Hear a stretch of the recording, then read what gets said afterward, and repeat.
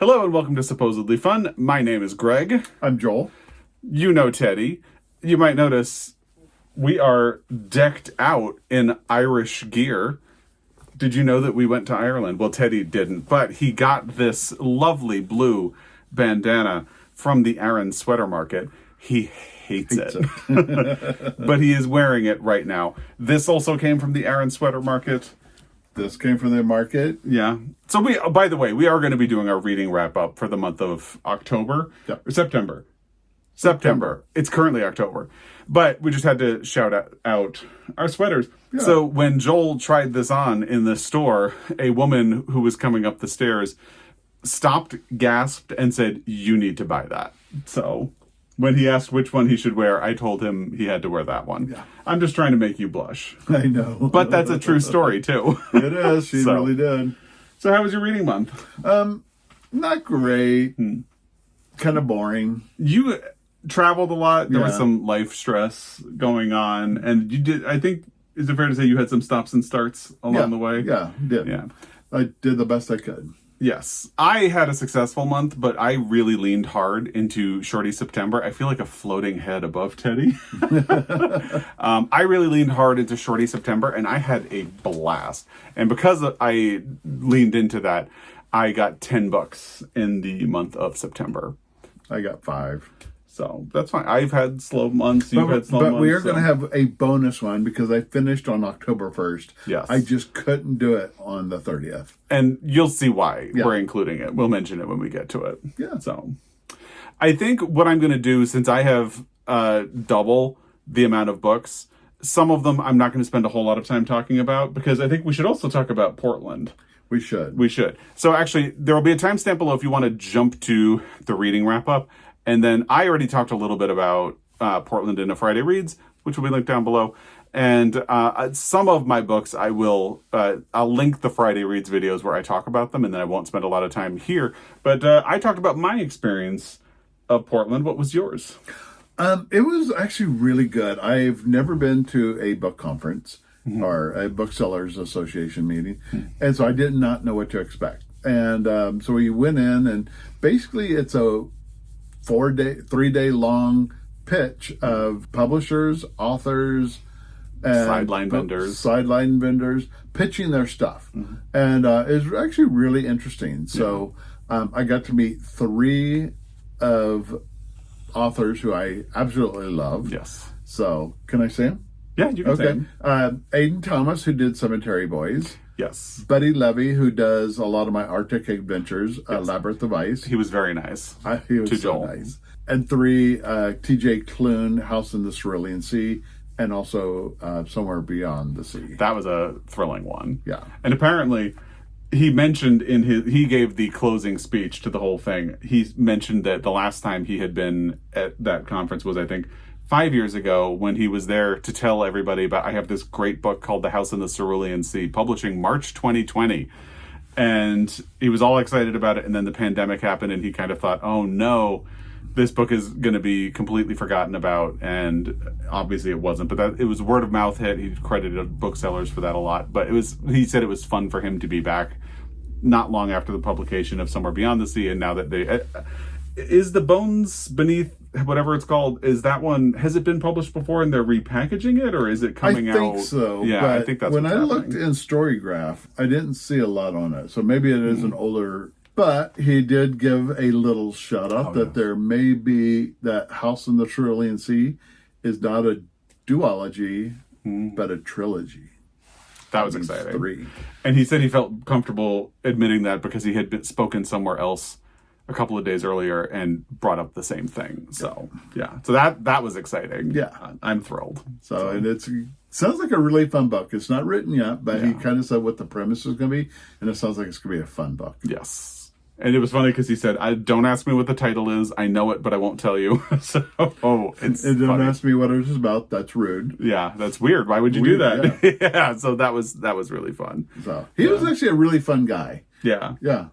He was. And we didn't get to actually speak with him one-on-one, but took off pretty quickly. But I understand. I think a lot of people wanted to talk to him. But I did get to speak with Buddy Levy, and he was just a really charming guy. He was a very nice guy. So, And it was nice to be around book people, from bookstores, from publishers, just people who generally like books. And we spent a lot of time in Powell's, thanks to me. Yeah, I was fine. I had a good time. They have a huge cookbook section. Yeah. So, but thank you to Chelsea for helping us navigate the Booksellers Association. That was very nice. That was. And introducing us to people, and it was nice. It was nice. We had a good time. And Teddy was a good boy. He had a lot of fun where he stayed while we were gone, but he was very happy to see us when we got home. So, yeah. So that was Portland. Good time had by all. And tease, we had originally been planning to have Joel bring in some of the books that he got from the book conference. But we're going to do a separate video. So there are actually going to be 2 book hauls this month. There's going to be my book haul, which will have the stuff that I got at Powell's and the stuff that I got at the book conference. But we'll do a separate book haul for Joel, because you got some exciting books. I did. I got some books I'm very excited to, which I'm reading, starting my October read. Yeah. With one of them. And also he got some really fun cookbooks. Some great cookbooks. And some of them look really great for this time of year as it's starting to get chilly. So you'll have to revisit the my book haul to see what we got. That'll be coming later this month. Yeah. So stay tuned. All right. Should we dive in? I think we should dive in. Do you want me to go first, since I have a lot? So my first read of September was Mooncakes by Suzanne Walker, Wendy Zhu, and Joamette Gill. This is a YA graphic novel about a non-binary teenager who is a werewolf and a female teenager who is a witch. And they are reacquainted. There are mysterious goings-on in the woods, and they have to figure out what's happening. I wanted to read it because it was described as a big queer hug, and you were there when I read that sentence, and I think I audibly gasped. So I got it from the library. It's not my usual thing because I don't usually do witchy or supernatural stuff, but it is important to, push your envelope a little bit. So I wanted to try it, and it was good. If there was a sequel, I don't know that I would really continue with the series. It did feel a little bit like it was a little superficial. Like sometimes I feel like with graphic novels, they don't want to spend a lot of time building the story or world building because they don't want to take up a whole lot of pages. And sometimes you want those extra pages. And this would be a case where I kind of wanted that. But it's an adorable book. And if the witchy supernatural stuff is your thing, if YA queer romances are your thing, it could be cute. So there you go. That was my first one. Why don't you go to your second one? Okay. What was my second one? Oh, I know why you're excited about this. You got Teddy, I got this. Okay. My second one was Razorblade Tears by S.A. Cosby. How long have you been telling me to read that book? Years. Not even kidding. Years. And did it disappoint? Oh, no, it did not. It was very good. I liked it a lot. I do understand why people told me to hold off for a while, because it is a very violent book. Very violent. Yes. You will not look at gardening implements the same way when you read this book. But it is the story of 2 men, Buddy Lee and Ike, and they are ex-cons. They both have or had gay sons who were married. That's the connection between Ike and Buddy Lee. And both Ike and Buddy Lee did not accept their sons and were sort of bad fathers and were very homophobic. And their sons get murdered, and the police are sort of stalled out, so Ike and Buddy Lee team up to try to find out who did it and get revenge. But also along this quest, they are both reckoning with the fact that they were both bad fathers to their sons, and with the homophobia that allowed them to be bad fathers with their sons. And it's really fascinating from that standpoint. You end up really liking Ike and Buddy Lee, even though they have done problematic things, they have had problematic opinions. They are in their own way trying to do better. And it's a very good book. Yeah. I really like this book, and I've done several S.A. Cosby's since. So I'm very excited for him to start this one. So in Portland, we got together with a very dear friend of mine, and I asked her, "Oh, have you ever read S.A. Cosby?" And she had read two of the ones, not this one. And She did Blacktop Wasteland and All the Sinners Bleed, right? which I did and loved. And she goes, "They're just hard." I go, "Well, if you can do one more, do this one, because I think it will resonate with you really well." Yeah. And there's a good story in it. So fascinating story if you can stomach it. If you can't, that's fine. Like I mentioned in my Friday reads where I talked about this, that I had talked to my older sister the day after I finished it, and she said, "Well, have you read anything good lately?" And I said, "I have, but not for you," because she hates violence in movies and in books. So as soon as I described the book, she was like, "Oh no, that's not for me. It's something she should never read." So, but if that's something you can get around, it is a fascinating story. And if you have read and liked Razorblade Tears, I would recommend Don't Cry for Me by Daniel Black, which is hovering over Joel's head right here like a little halo. That's not a violent book. No. But it is about a father who had his relationship with his son interrupted because he was homophobic and kind of hateful. And once you read the book, you'll kind of understand, but there's a sequel coming out to it. Yeah. Isaac's Song, which I am so excited for. Really this book. excited about. So, good. So, one of the big things about this book is they are considering it for a movie. Mm-hmm. And there's a lot of people out there who have big, strong opinions who should play Ike and Buddy Lee. Yes. And we kind of had a few of our own. We did, and now I don't remember because it's been a while. I know we were trying, because a lot of the recommendations that you hear are for people who are too old to play these characters. Like Woody Harrelson is mentioned a lot for Buddy Lee. No. He's too old at this point. He just is. So sorry. For Ike and Domingo. Coleman Domingo that's the person I think would be perfect. I think he'd be great. He's the right age. He has that edge. Yeah. And he can play a badass. Yeah, I'd say him, or we also thought of the guy who had played the lead in that TV show based on The Collector. Oh. And I'm forgetting his name. He played the father in The Bone Collector. And the TV adaptation. He also was the father in the movie adaptation of The Hate U Give. Yes. That guy. I think either him or Coleman Domingo would be great as Ike. I wanted Tracy Thoms to play Ike's wife. I think that would be wonderful. That would be awesome.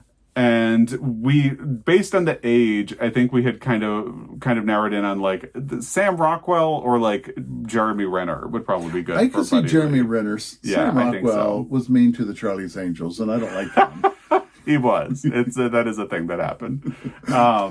But yeah, I think Jeremy, because the thing about Buddy Lee is you do need somebody who'd be funny, and you need somebody who can also be physically threatening. Yeah. And I even though he keeps doing action movies, I do struggle a little bit with that part with Sam Rockwell. Yeah. So I think Jeremy Renner might be a little better. That would be a good one. Yeah. So that's Razorblade Tears.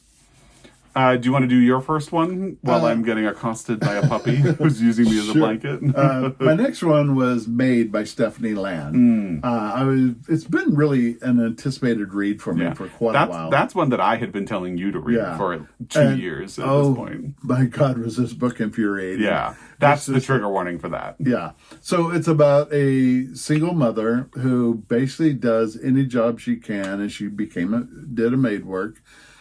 To make sure she gave her daughter everything her daughter needs. Yeah. She has a deadbeat. They weren't married, but no, but she was in an abusive relationship. He was abusive. He was horrible, mentally and physically, and just a horrible man. Yeah.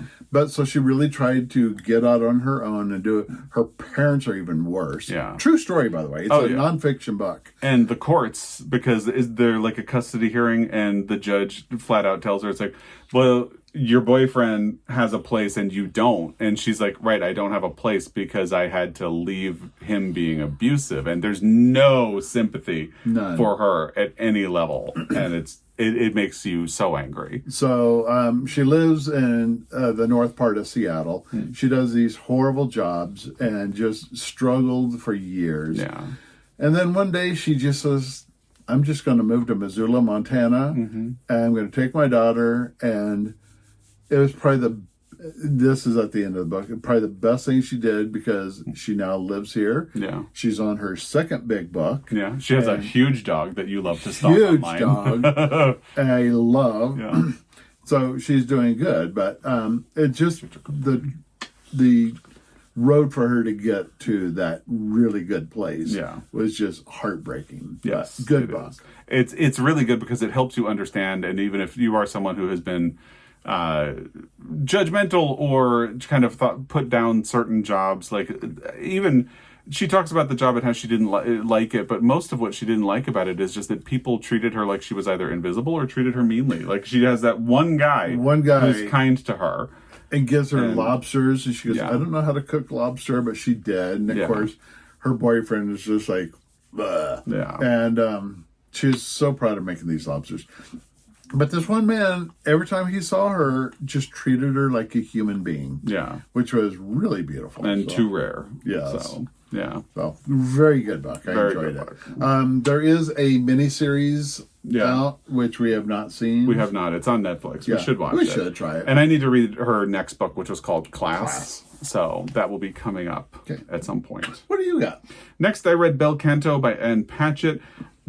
In this one, I will link my Friday Reads video where I talk about it down below, just so I don't spend a whole lot of time. I really wanted to read it because we both read and loved Tom Lake. Yeah. And I've been wanting to read some more. Bel Canto is one of the ones people talk about the most. And when the New York Times did its 100 best books of the 21st century so far, which will be linked down below, that is a book that came up a lot. And I am thinking that I'm going to try to catch up on some of those books that I haven't read, and Bel Canto was one of them. And I liked it. It took a long time for it to build up. And basically, if you're not unfamiliar, it's about a hostage situation in the vice president's house in an unnamed South American country where people have gathered for a Japanese businessman's birthday, and a famous opera singer has come to perform for him. And it takes a long time to get the situation set up. You have to sort of get to the point where everybody's been living there. They're sort of separated from the rest of the world. That was one of the things I did talk about in that Friday Reads. All three of the Ann Patchett books that I have read are set in moments where the ordinary rules of your life don't apply. Like Tom Lake is set during the pandemic, and the family is sort of creating a bubble for themselves on their cherry farm. Run, which I had read, is set when there's a car accident and someone's in the hospital, and there's a sort of suspended state of people wondering, like, is she going to be okay? Is she not going to be okay? And then in Bel Canto, you have the story of these people who have been taken hostage and the hostage takers in this environment where class still exists, but the normal rules of class don't really exist. And from that perspective, it's fascinating. But ultimately, I kind of just thought it was an okay book. He wants to give you kisses now. So that was Bel Canto. Do you want me to go with my next one while you get kisses from Teddy? Yeah. So this is where I leaned into Shorty September. So my next one was Franny, the Queen of Provincetown by John Preston.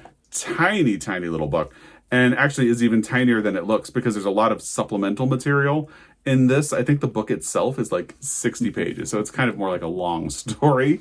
It is really interesting. Like, I don't usually tab books, and I tabbed this. It's about a drag queen who witnesses an incident of like police brutality in a gay club, and during the experience sort of decides that they're not going to back down anymore, and they want to create joyful spaces and safe spaces for people in the queer community. Franny ends up moving to Provincetown, where she becomes a fixture, and it's a really interesting book. I will say, because it's so short, which is not necessarily John Preston's fault. John Preston died of AIDS, or AIDS-related complications in the early 90s, and he was working on a sequel to this. It feels a little slight. Like, I love the idea of it, but it does feel just a little slight. But it's a really great book. I have this copy from Little Sisters Classics, which Arsenal Pulp Press did. They tried to find queer books that had been known at the time that were published and were in danger of being forgotten or falling out of print. And this was part of that collection, which is why I have it. And I'm glad I finally got around to reading it. So that was my next one. What do you have? My next one is The Sleeping Car Porter by Suzette Mayer. Yeah. And it was actually a very good book. It was it's almost dreamlike. But Baxter is a car porter on a train going from Canada all the way across Canada to Vancouver, dealing with a lot of the white passengers, some past history he's had, and then there's a romantic interest, and it's almost dreamlike. And it's like, it's really kind of not fantasy, but just so you can't tell what reality don't know is? what reality Okay. and everything is. So very good book. I had a good time reading it. I know you I do want to you read got it, it yeah. and wanted to read it. Yeah. So you're ahead of this me. one next, but it's a little guy. Yeah. So you kind of shortied. Yeah, You kind of shortied. kind of. It was very good. Yeah. All right, my next one. I can't tell if he wants down or if he just wants to be on both of us at the same time. I know. Yeah. So my next one was The House on Mango Street by Sandra Cisneros. I had made myself a pile of possibilities for Shorty September, and I did Franny, the Queen of Provincetown on my own, and there were 2 books on that pile that people really got excited about on Instagram and voted for, and House on Mango Street was one of them. I had read this book 20 years ago, and liked it, but didn't remember it very well. So it's told in a series of vignettes about a young girl who is coming of age in a household on Mango Street, but they've moved around a fair amount. This is the first house they've gotten, but it's not the house that they had always dreamed of, and it's not necessarily the neighborhood that they had always dreamed of. And as she grows up, she experiences racism, she experiences some like creepy sexual attention from men in the area, and she and her friends experience a lot of things. And there's a lot of heft in this book because it's told in a series of vignettes. It feels like sort of palatable and easily digestible, I guess. And I'm glad that I revisited it, and I feel like it's something that I would definitely revisit again in 10 to 20 years and would get a lot out of as well. So that was my next book. Do you want to do your next one? Go ahead. You have like double mine. So. So the other book that people had really gotten excited about and voted for was The Prime of Miss Jean Brodie by Muriel Spark. I had wanted to get a copy of this book while we were in Ireland and Scotland. Did we mention? We went to Ireland and Scotland. So I got this in Edinburgh, which was perfect because that's where this book is set. I got it at Topping and Company, and it's this fun edition. But I had seen the movie many times and loved Maggie Smith. And part of me was wondering, it's like, I just read The Prime of Miss Jean Brodie and now Maggie Smith died. Like, am I responsible? I'm not. You're not. Just weird timing. But if you haven't seen the movie, see the movie because Maggie Smith is genius in it. She won an Oscar for it as Jean Brodie. So it's a story about a teacher at a girls' school in Edinburgh in the 1930s. She's a very romantic figure. She's very kind of eccentric. She kind of flouts the rules of the school and doesn't follow the approved curriculum, and kind of does her own thing. And she always identifies a small set of girls and calls them the Brodie set, and she has particular influence over them. And the book is sort of interrogating her influence, and she is kind of enamored of fascists in ways that she romanticizes, like Mussolini. That comes out in the movie. And in the tail end of the book, she also kind of romanticizes Germany, which in the 1930s, you know what was happening. So it sort of interrogates her character and the fact that she has this influence. It also interrogates the influence that it has on the female students and how they respond to that influence. And it's, for a tiny book, it packs a really powerful punch. And I'm glad that I finally read it, and I would definitely read more Muriel Spark in the future.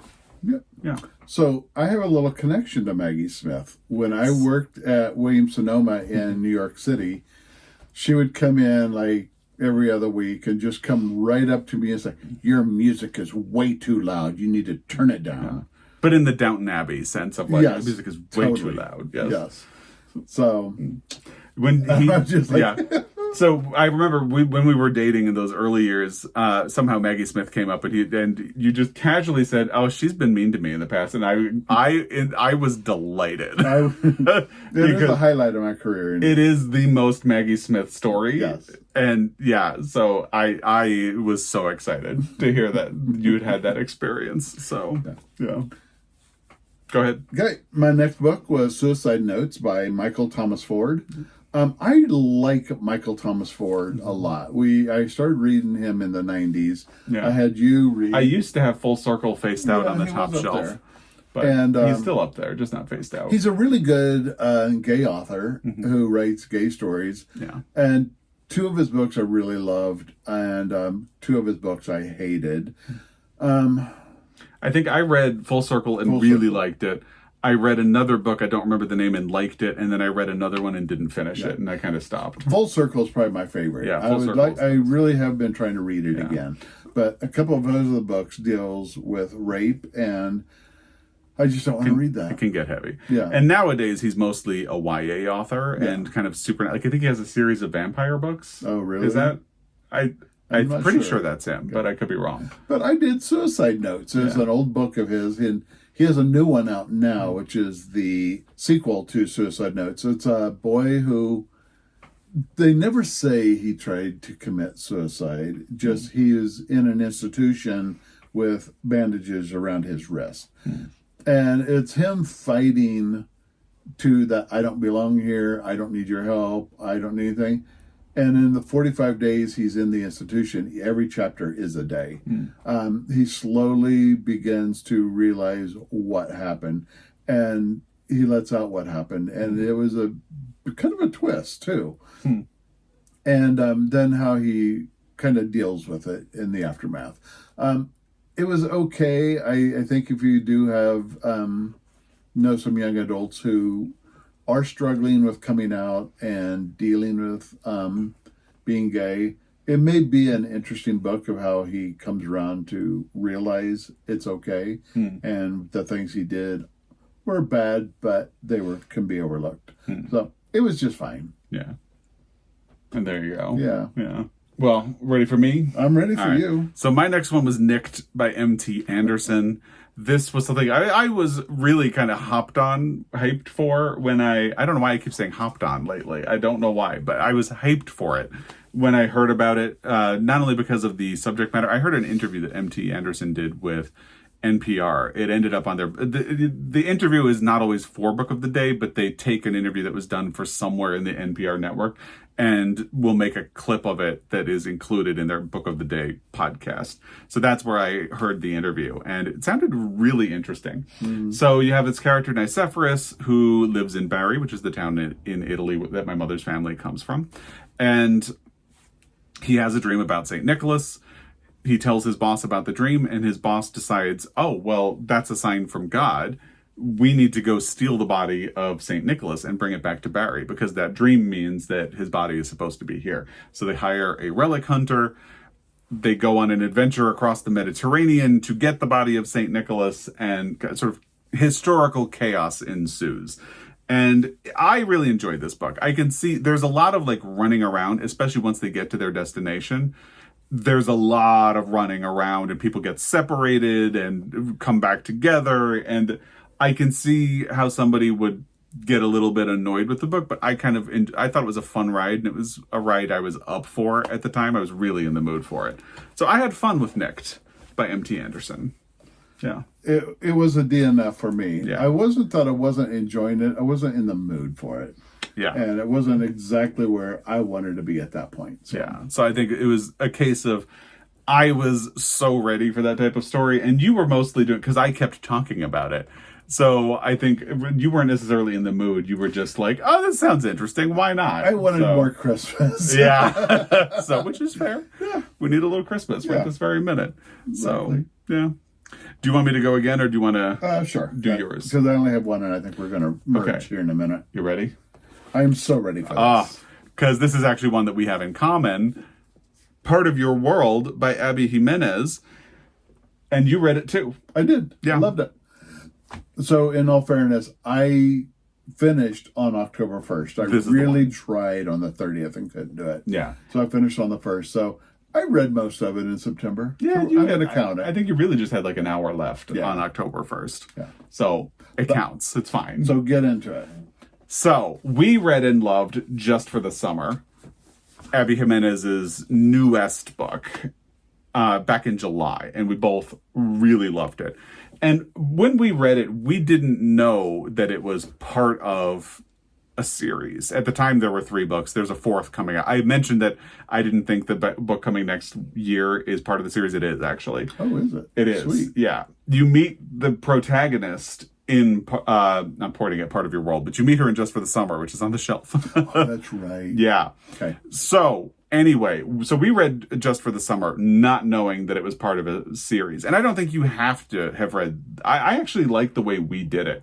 Because if you don't know what happens in Part of Your World, there's something that happens in Just for the Summer that is a twist. And if you have read Part of Your World, you know it's coming. So I like the way we did it. So it's kind of like reading a story and then getting a prequel that kind of tells you backstory for that. So you have Daniel and Alexis.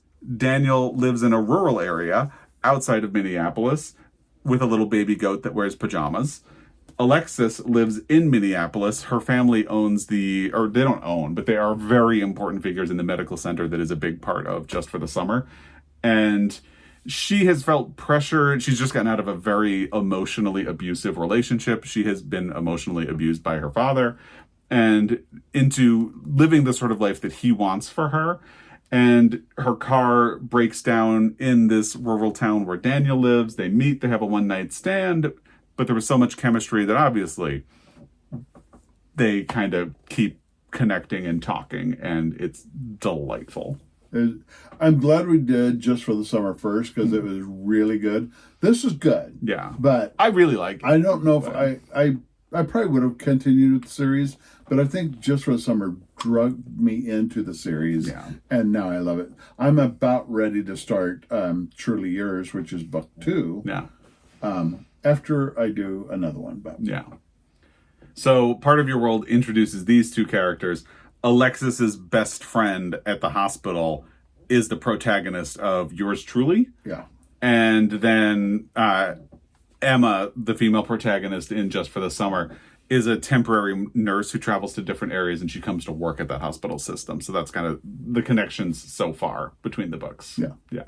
Yeah. So. But really delightful. And I mentioned in my Friday reads, these books by Abby Jimenez have felt very therapeutic to me and have helped me understand, process, and learn things about my own life and about people in my life. Like Just for the Summer, Emma was a foster child. Helped me understand some things about our foster son and the relationship that he has with us. And Part of Your World helped me, like, my family is not the same as Alexis's family, but there are elements of it. So it helped me process the things that I wanted in life compared to what my family wanted, and, you know, all kinds of stuff.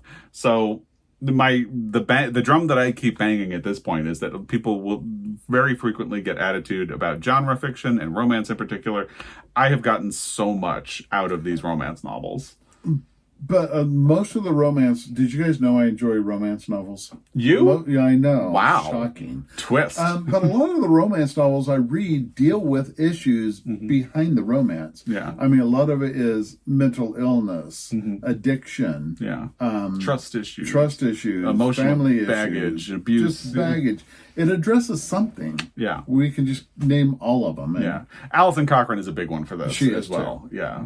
Because it's more about the relationship. It's about people getting to know themselves and getting over the things that have been holding them back and being open enough to have a trusting, honest relationship with somebody. And yeah, it's just great stuff. And I like a lot of her writing and her terminology. And Just for the Summer, the main character kind of withdraws really bad into herself, and she calls it getting small. And it's just like, oh, she's going to get very small. If something happens, it's going to need both of us to get her out of this, where she's that small. Yeah. And it's like, oh, that kind of makes sense, because you feel you're so small you can't fight back. Yeah. And it was a very interesting choice of words. And I think one of the things that was interesting for us with our foster son is sometimes if you tried to engage with him or help him, he would just completely withdraw. So without the terminology for it, he was basically getting small. And you can see it now in hindsight. Yeah. So, yeah. Fun book. Great book. Great book. Can't wait to read Yours Truly. And Say You'll Remember Me will be coming out next year. Oh, yeah. So, do you want to go? I only have 2 more. I will do the next one, because I think we have it in common. Oh, is it the one I DNF'd? Yes. Yeah, it's my turn to DNF. Desert Echoes by Abdi Nazemi. Yes. Which we love his books. Yeah. Like a Love Story. Yeah. Huge smash Love. hit. Only This Beautiful Moment. Huge Love this smash book. hit. Both of those were in our top 3 favorite reads of the year. And when I we read did them. the Chandler Legacies, Yeah. and I liked Yeah. it really well. Yeah. So we got into Desert Echoes, Yeah. and I finished it, and I kind of gave him the Permission to give up. do nothing. Because we both had a really hard time. The day we both started, you called me and said, "Did you start it?" And I was like, "Yeah, I think I'm about an hour in." And there was like pause because neither one of us wanted to say it first. And Yeah, it's so like, I think you finally said, "What do you think?" And I was like, "I'm having a really hard time getting into it." And you were too. It's not a bad book. It didn't really sit with me. Yeah. But it's about this junior in high school who 2 years ago, he and his boyfriend went to Joshua Tree, and the boyfriend disappears. Yeah. And now he goes back home, and it's 2 years later. People thinks that he murdered him. And so he goes back to Joshua Tree to find his boyfriend. And it's like, okay, well, because the body's never been found. Yeah. And then you kind of know what's going to happen when he goes back by reading 3 years later. And it's just like, I just wasn't into it. And we spoke with Kurt Anderson, who's a subscriber, and he is also an Abdi Nazemian fan for the same reasons that we have been. And he had a lot of the same feelings that he and did I after talked finishing. quite a bit on the side about it, and it's just because I couldn't talk to Greg because he didn't know. So then I told Greg what was going on. He goes, "Oh, okay." Yeah. It's a very personal book for Abdi. Yeah. A lot of the characters and a lot of things that happened, and it deals. I don't want to say what it deals with because it's a little It's spoiler. stuff that he probably needed to process. He needed to process for himself. So I think the book was therapeutic for him. Yeah. But your therapy isn't always easily accessible for other people, if that makes sense. And I think that's part of the problem. And I kind of think if you deal with some of these issues, that the book may be beneficial for you. I mean, I have, but I kind of don't really care. So it's a hard book to really get into unless you can personally put yourself into the position. Yeah. I guess fair. that's how I should say. And once you really didn't like it, once you didn't think it paid off, and once Kurt Anderson said the same thing, that's when I said, I had already been telling myself, if this was any other author, I would have stopped reading already. And I felt like that kind of gave me permission to say, you know what, I'm going to pass. So I did. So that's my number 5. That's your number 5. Oh, so you're done. Yeah. Okay, well, I can do my last 2 very quickly. No, do them. Because don't. I know where we're going to go with them. one of them, I don't have a whole lot to say. So the next one was Olivia by Dorothy Strachey. Another shorty. I really loved Shorty September. I might still do some shorties in October. We don't know. So this is something I had been wanting to read for a very long time. It is another situation where it's kind of based on experiences that the author had, which kind of makes me want to know the true story, because this is about a young British girl who is sent to a boarding school outside of Paris, and she very quickly becomes obsessed with one of the female teachers at this school, who is one of the co-heads of the school as well. And of course, this being an old story, the obsession sort of leads to, it's described as tragedy, which kind of set me up for something a little different than what happens. No spoilers. And this is a case, most of the shorties I read feel pretty perfect as they are. Like The Prime of Miss Jean Brodie, perfect capsule, doesn't need to be longer. You get the whole story and it packs a punch. In this case, I feel like I wanted another 50 to 100 pages, because I think basically the teacher she gets obsessed with, like on her second or third night in the school, does a reading for them, and she just immediately is head over heels obsessed with the teacher. And I don't quite believe that, and I don't quite believe the relation. So you needed a little more time to tease those details out to establish the stakes, because when you don't have the stakes, it's hard to go along with everything that happens. So that was Olivia by Dorothy Strachey. But I'm really glad that I finally read it, and it did sort of set the tone for gothic-ish lesbian vibes for Halloween month, which I'm all for. Yeah, right? So that, and then I had a failure As we were traveling to Portland, I went to listen to The Trees Grew Because I Bled There, which is a story collection by Eric LaRocca. This had been recommended by Chelsea from Montana Book Company. And I decided, let's keep the queer horror-ish vibe going. And again, I do think it's important to try genres and types of book that you don't usually read. And I don't read a lot of horror. So the important thing is I tried. It's not for me. I can see why Chelsea likes it because it is very well written. It's very like body horror in some parts. A lot of the people in the book have cancer, and cancer is sort of treated as a body horror thing, which is interesting, but like it's very not for me. This was not the access point into horror for me. And there are people thinking about burning babies and like, not for me. I can see why people get into Eric LaRocca's writing, but it's a little too squirmy for me. So not the good, but again, the important thing is I tried. You did. So yeah, that was everything that I read in the month of September, and you are done, right? I'm done too, yeah. So I've already read 2 books in October. Overachiever. Yeah, well, one of them was a shorty that I read on the plane on the way back, and the other I had read half of in September, and I just didn't take it with us. Okay. So I already talked about them in my most recent Friday reads. Also, I started and am almost 100 pages into Catalina by Carla Cornejo Villavicencio, so I'm working on that. And I'm actually really liking this so far. What's the name? Catalina. Arturo. He keeps doing that to me, and I fall for it every time. If you know, you know. And if you're a fan of Overboard, you know. You know. Yeah. So I fall for it every time, though. It's so cute. Hey, I'm reading a Buddy Levy book. What? I know. And it's signed. And it's signed. Yeah. Buddy signed it for us. Yeah. It's the Realm of Ice and Sky. Triumph, Tragedy, and History's Greatest Arctic Rescue. Is that not a catnip book for Joel?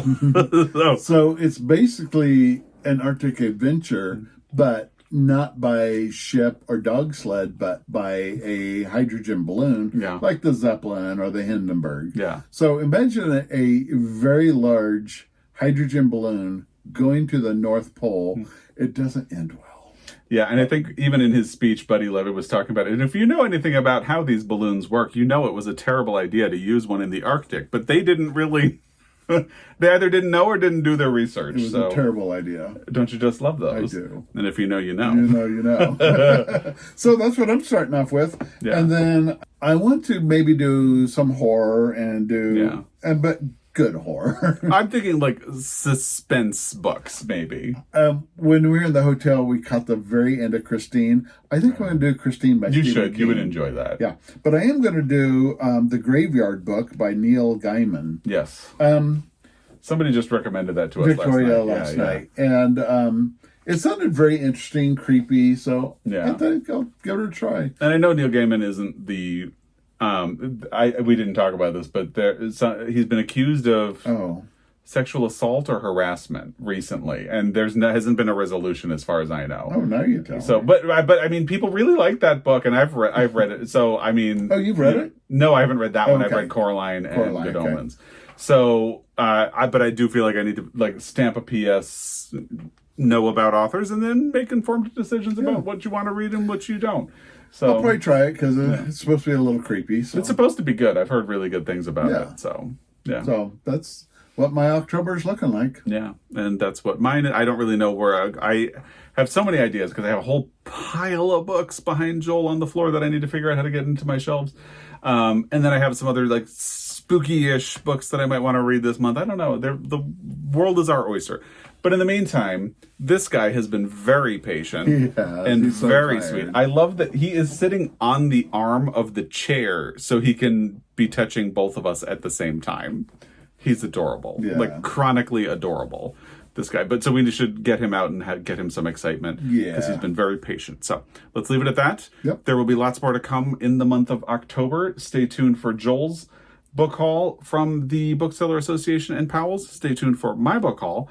And this coming week, when this is posted, we'll be getting the Nobel Prize announcement. Lots of exciting stuff in October. So, and Halloween. And Halloween, of course, the big thing. Yes. So, And if you don't like Halloween or spooky ghost or owls, boo-hoo. Oh.